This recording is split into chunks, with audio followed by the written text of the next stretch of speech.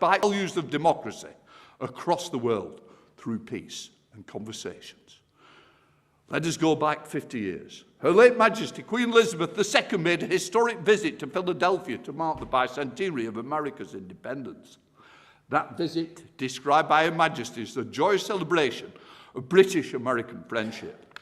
In 1976, the late Queen brought with her the bicentennial bell, a gift from the people of Britain to the people of the United States, inscribed, "Let freedom ring." This celebrated the common cause of freedom, uniting our two countries, and was cast in the Whitechapel Bell Foundry in London, the same foundry that created the original Liberty Bell and our own Big Ben. Our shared values and our shared language has transformed our relationship from one conflict to one of close friendship and cooperation. Although, of course, our language is not universally the same and can be confusing. You know, I still say Caribbean, you may say Caribbean. We've got history on our side. So while I wish you, your football team, the LSU Tigers, lots of luck with the next season, my soccer team, Bolton Wanderers, continue to strive for a higher place in League One. However, I think both teams have coaches under pressure to get their teams back to form. But of course, the true sport is rugby league. Today, Mr. Speaker, I offer you my hand in friendship, ongoing friendship between our two nations, the United Kingdom and the United States, united in our democratic foundations of belief in freedom. I hope, Mr. Speaker, that you and your wife Kelly have enjoyed your visit to Parliament and the platform it offers you to speak to our parliamentarians. Mr. Speaker, the floor is yours. Thank you, everybody.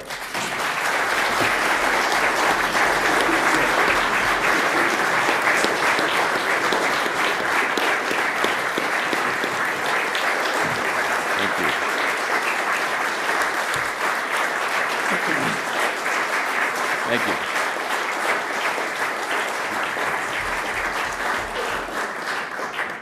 Thank you sincerely. Thank you, Mr. Speaker, Lord Speaker, Ambassador Stevens, members of the House of Commons, members of the House of Lords, and so many esteemed guests. It is a great honor for us to be here, a tremendous pleasure to be with you all. Speaker Hoyle, thank you for those kind words, your gracious invitation to be here today, my friend. It means so much to us. It's a real detriment to follow Speaker Hoyle. I don't like to do this. At the G7 speakers meetings, I just want you to know, when he gets wound up and going, it's just like Churchill, and it goes on and on and on. And I try to speak before him at all times. I don't want to follow, but really, really grateful to be here. He has become a dear friend, and all of you, we've met so many great friends. My wife Kelly and I are truly touched by how warmly we've been received here, and having met so many of you in the past couple of days, we walked away with this sense that we do have close and dear friends here across the pond, and we have this shared heritage, and we treasure that. It is a profound honor to be speaking in Parliament today, to be the first U.S. Speaker of the House ever given this honor, and I take it very seriously. As proud Americans, it is as though we have returned to the spiritual birthplace of our own nation. And the history here, the weight of it is palpable, as you know. It gives you a certain sense of just being serious. I was going to roll on with a bunch of jokes this morning, but it doesn't feel right to be in this place at this time. We have returned at a pivotal moment, obviously, in the great histories of our countries, to mark this anniversary that we have in our nation, and to celebrate what we've achieved together in the past, and importantly, to face and overcome together the challenges of our present day. And I want to tell you, my friends, we will do that together. That's what I bring you that message. When I met with Prime Minister Starmer at Downing Street yesterday, I told him that I thought his national address a few hours earlier was well done. He noted, of course, that the UK and the US are close allies, and that our strong, constructive partnership all these years has been built on mutual respect and focused on results. I thought that was exactly the right message and the right tone. And because of that, we've always been able to work through our differences calmly as friends, and we will continue to do that. I want to assure you this morning that that is still the case. I spoke to President Trump at length yesterday, and I told him that I really felt that my mission here Even though we planned this back in the fall, we didn't know how the events would develop over the last few days. But I told the President that I felt that my mission here today was to encourage our friends and help to calm the waters, so to speak, and I hope to do so. As the Prime Minister said yesterday, let us look to agreement, continue our dialogue, and find a resolution, just as we always have in the past. And in that process, I am confident that we can and will maintain and strengthen our special relationship between these two nations, send a message of unity and resolve to our allies around the world, and remind our adversaries that freedom and justice and order and human dignity are stronger and more resolved now than ever before. I think it's a very important message. Of course, we do gather here at a unique and consequential moment in American history. This year, as noted, is the time we mark our 250th anniversary of our independence. Now, I know this is not a long span of time in the scale of human history. I get that. We were touring the 1,000-year-old Windsor Palace a day or so ago, and that really set it into reality for us. At the dinner we had here last night that Speaker Hoyle and Lady Catherine graciously hosted for us, it was not lost on me that there at my table were items of silverware older than my country. Puts it in perspective. But this year in particular, we remember just how far we really have come, how our nations have evolved and grown and strengthened in so many ways together. America's founders embarked on what was a radical experiment, of course, a government of, by, and for the people, ruled by laws and based on the self-evident truth that all men are created equal and free. That experiment transformed 13 disparate, distant colonies from the world's largest empire into what became the world's freest and most successful self-government in human history.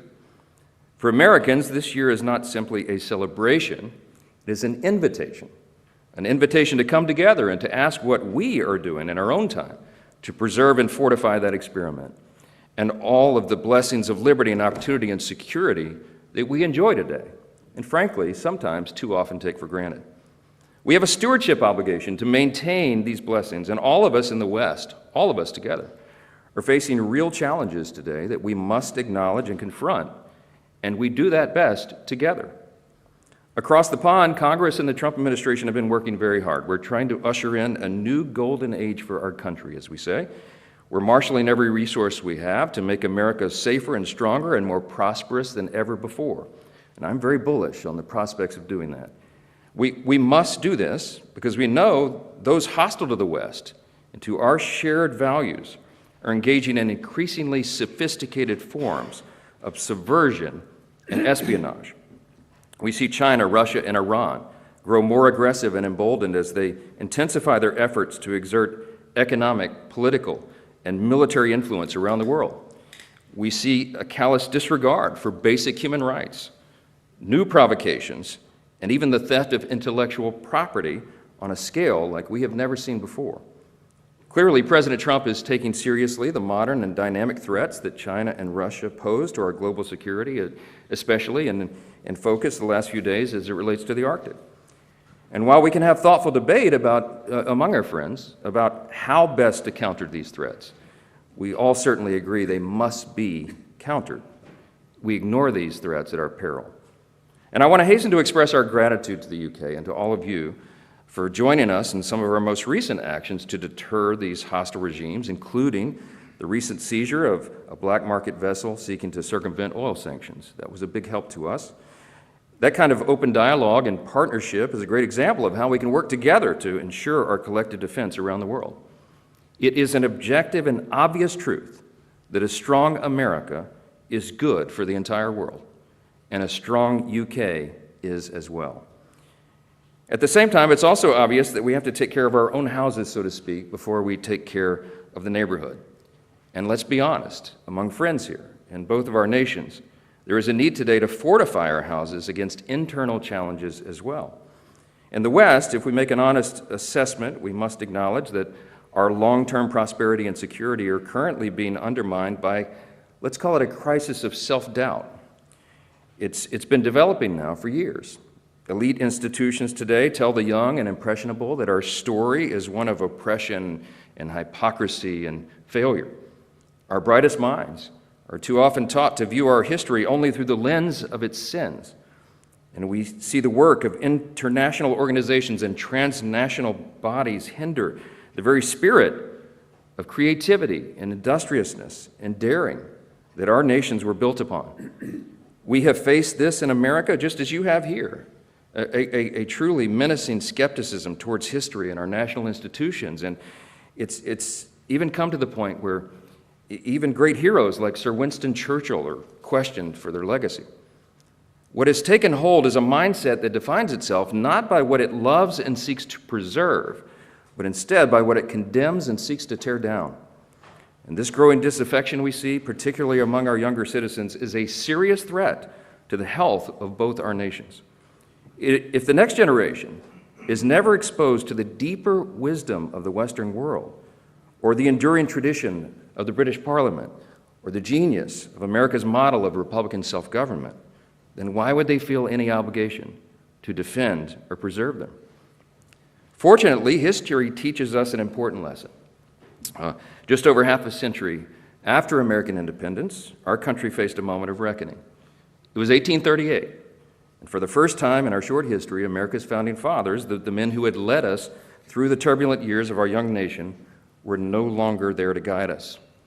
A growing disregard for the rule of law had taken hold at that time, and the cries of mob rule threatened every part of our country. A young legislator at that time, concerned by what he saw as America's deteriorating regard for its past, charged his countrymen with an important choice. Would they uphold their duty and preserve the blessings for which their fathers pledged their lives, their fortunes, and their sacred honor? Or would they continue on the path of decline and self-destruction? The answer was simple, he said.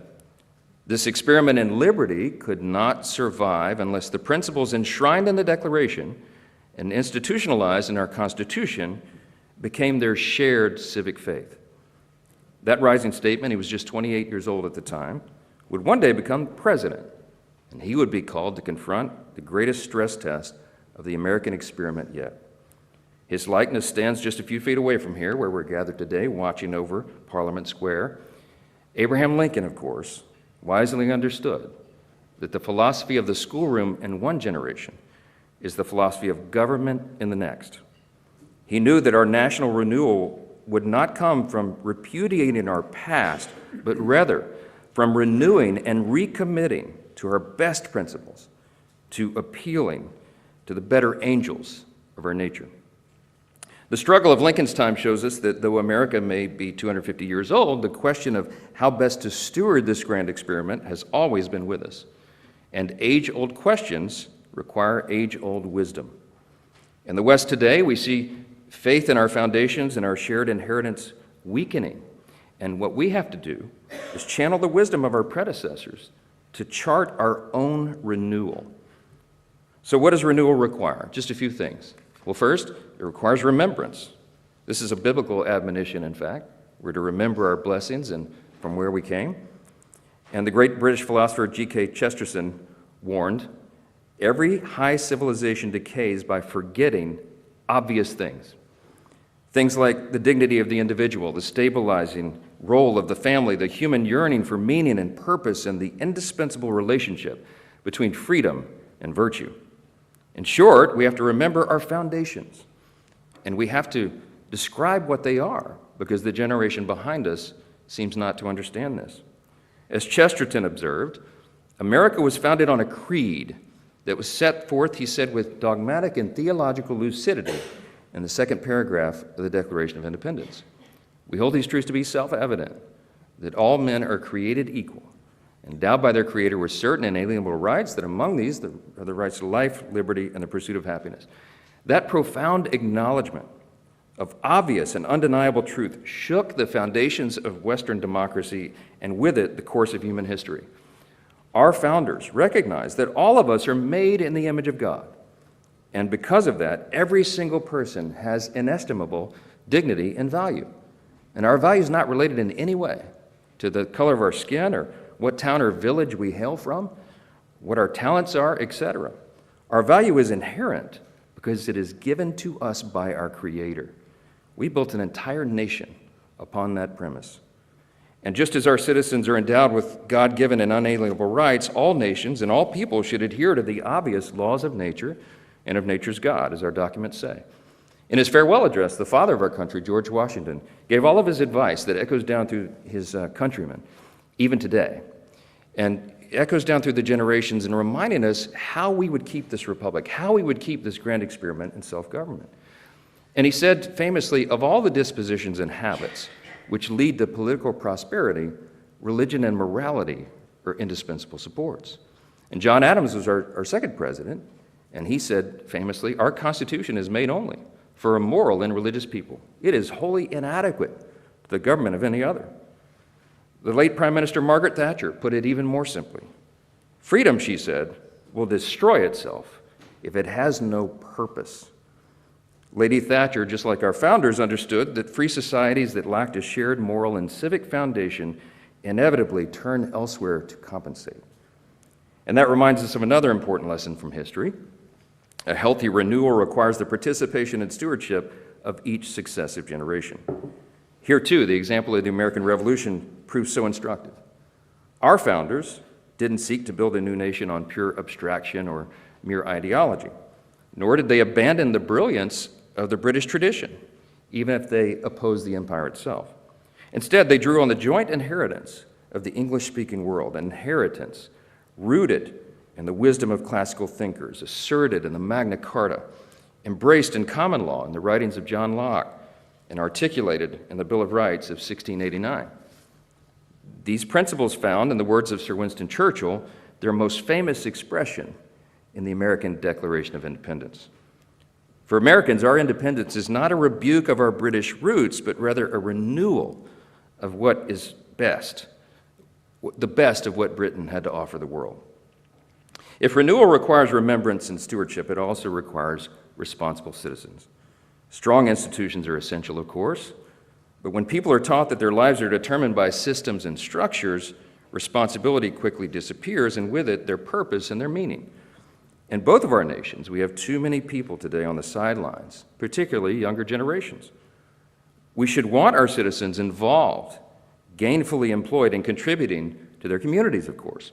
Stable and thriving societies need families that raise children. They need churches and communities that form character, and patriotic men and women dedicated to leaving their country better than they found it.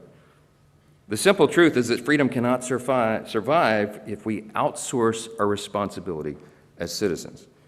And this is a fact that remains true at a national level. We cannot fail in our responsibility to protect our people and their security.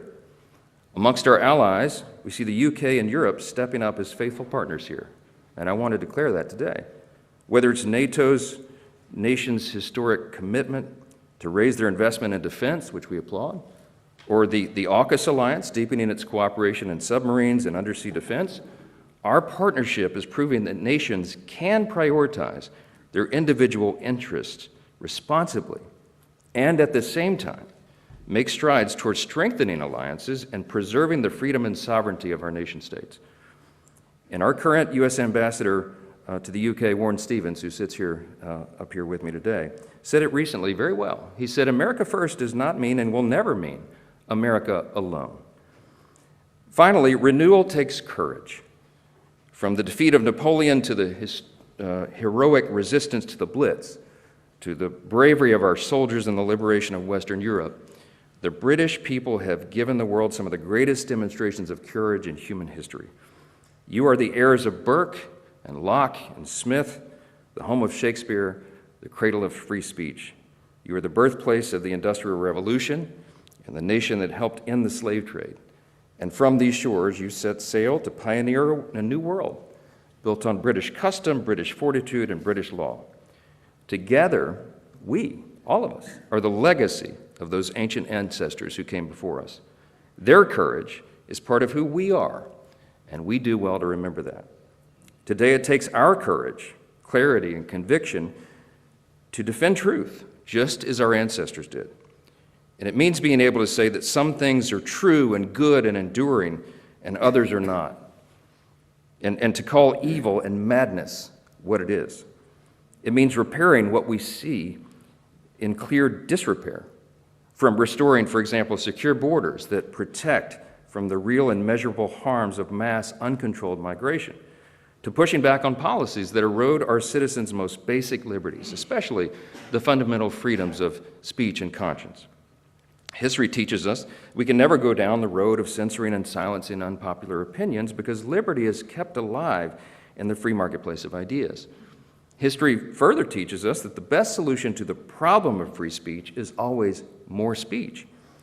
And those being unjustly persecuted for exercising those freedoms, such as Jimmy Lai, the British national being held in Hong Kong, must be defended. And the U.S. stands with the U.K. as you work to free him. As we chart our renewal, America has no intention of walking alone. In fact, to do so would be self-defeating. More than ever before, we need the British people to be great and proud and patriotic, and you are. To work in close concert with us as partners and friends, and to defend the security of the Western world. That means secure borders. It means, obviously, serious investments in our shared defense and maintaining strategic strongholds around the world. And we will figure this out together. But again, the surest way that we protect the special relationship long-term is by renewing and recommitting to our foundational principles. As Churchill taught us, the strongest alliances are between kindred countries of kindred principles. What has always set us apart from the rest of the world, our commitment to liberty, our pursuit of excellence, our desire to put faith and family at the center of our lives, these are things that distinguish the free world from regimes that trample on the most basic principles of democracy and human dignity. While the West is not without its flaws, our greatest strength has always been our faith in human progress and our capacity for self-correction. Strong and lethal militaries matter, robust and thriving economies matter, but they mean little if we forget what we're fighting for. Churchill understood that the fate of the West would ultimately be decided not on the battlefield, but in the hearts and minds and souls of its people. And Ronald Reagan saw this a generation later. When he came to Parliament at the height of the Cold War, the first U.S. president ever to do so, his message was clear. He said the free world would prevail against the scourge of communism only if it recovered its confidence and resolve in itself. And today, I believe we stand at a similar moment.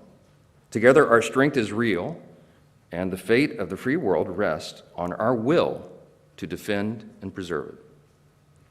Today, ultimately, our renewal depends on whether we, as leaders and citizens, equip the next generation, whether we arm them with the confidence to articulate the ideals of the West and the will to defend them, not to shrink into national reluctance, but to stand strong in national pride. Because our countries really do have an unparalleled heritage of achieving good and advancing mankind, both individually and in this trusted partnership. Thankfully, our special relationship has always proven much more powerful and enduring than the enemies we face. Together, we represent a common history and heritage, and the greatest, most free, most prosperous, most successful, and benevolent civilization the world has ever known. And it will endure only as long as we reject, decline, and recommit to our foundations. I'll leave you with the thought of Ronald Reagan one more. He said, freedom is never more than one generation away from extinction. We didn't pass it to our children in the bloodstream. It must be fought for, protected, and handed on. And just like all things, great civilizations don't defy the laws of gravity. They rise and fall with the individual actions of each individual generation. So today, my friends, we have great reason for hope. Today, I see the UK with renewed sovereignty and self-determination. I see our European allies with an advantage over our adversaries in economic power, and most importantly, in spirit. I see younger generations rejecting the indulgence of self-interest and embracing pursuits of greater importance and higher purpose. And I see those who cherish the lessons of Churchill and Lincoln, who are ready to offer this age heroes of their own. With the right choices and the right leadership, we can chart our renewal, and we can seize the great moment together if we truly seek it and fight for it. Thank you again for this profound honor. God bless you all. God bless the United Kingdom, and may God bless the United States of America. Thank you.